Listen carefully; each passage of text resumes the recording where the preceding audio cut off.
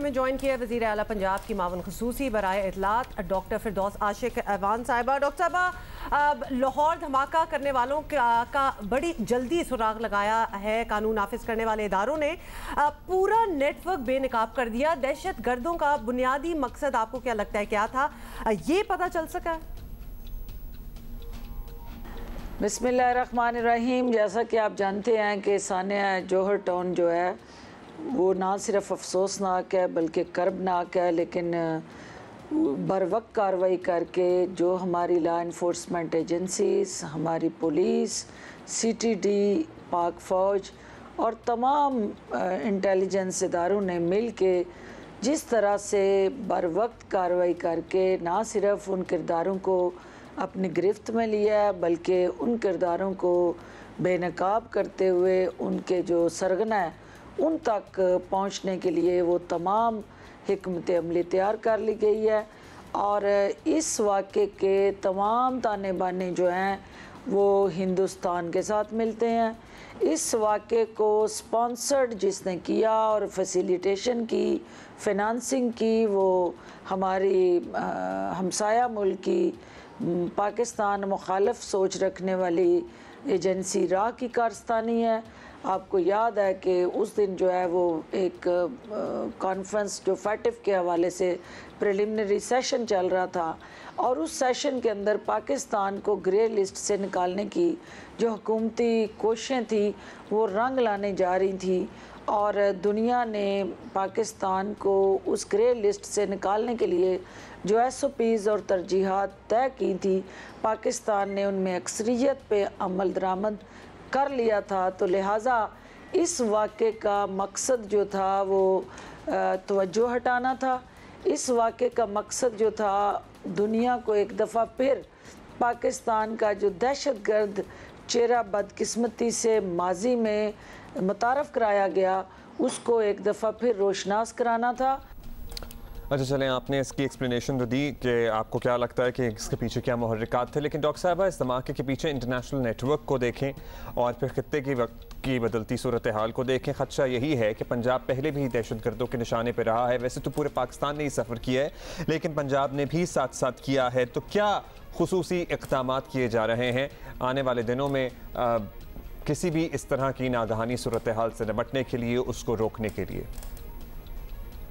जो पंजाब के अंदर हमारा नेशनल सिक्योरिटी स्ट्रक्चर और ऑपरेटर्स है, they are working in cohesion और आइसोलेशन की बजाय दे आर इंटरकनेक्टेड और एक कोहेसिव स्ट्रेटजी, एक इंटरकनेक्टेड अप्रोच और एक यूनाइटेड एक्शन और रोड मैप और प्लान के साथ जो है वो पंजाब को हर तरह से पुरअमन और अमन का गवारा बनाने की वो तमाम जो हिकमत अमली है वो पंजाब की सतह पे और फेडरल गवर्नमेंट के लेवल पे वो तरतीब दी जा चुकी है। पंजाब चूँकि एक अहम तरीन सूबा होते हुए हमें अच्छी तरह से इस बात का पता है कि हमारे मुखालफीन का रुख जो है वो पंजाब की तरफ हुआ है। हमारे मुखालफीन जो पाकिस्तान के मुखालफीन हैं वो ये समझते हैं कि लाहौर के अंदर की जाने वाली कार्रवाइयाँ जो हैं वो मीडिया की स्क्रीन में ना सिर्फ स्पेस गेन करेंगी बल्कि जो 12 करोड़ आवाम का सूबा है उसके अंदर अफरा तफरी और इंतशार फैलाया जाएगा। तो हमारी उनकी तमाम हिकमत अमलियों पे भी, उनकी कारस्तानियों पे भी, उनके नेटवर्क्स पे भी और उनके सहूलतकारों पे भी नज़र है। अच्छा डॉक्टर साहब, ये सारी बात तो होगी लेकिन इस वाक़े के बाद तफ्तीश में बड़ी मावनत मिली है सेफ सिटी कैमरों से, तो नज़र आ रहा है कि दीगर शहरों में भी इसकी बहुत ज़रूरत है। तो सूबे के दीगर बड़े शहर जो हैं उनमें ऐसा सर्वेलेंस सिस्टम लाने का आपका कोई इरादा है आप लोगों का? हुकूमत की लाहौर शहर के अंदर एक तो इसको सेफ सिटी को हर लाहौर के कोने कोने तक पहुंचाने के लिए लाअमल तरतीब दिया जा चुका है। जो हमारे मेजर सिटीज़ हैं जहाँ पे फैसलाबाद है, गुजरांवाला है, रावलपिंडी है, सियालकोट है, ये और दीगर कारोबारी मराकज़ जो हैं वहाँ पे हम इन सेफ सिटी कैमरास की मदद से उनके जराइम के तदारक के लिए एक मौसर हथियार के तौर पे इसको एम्पावर करने जा रहे हैं।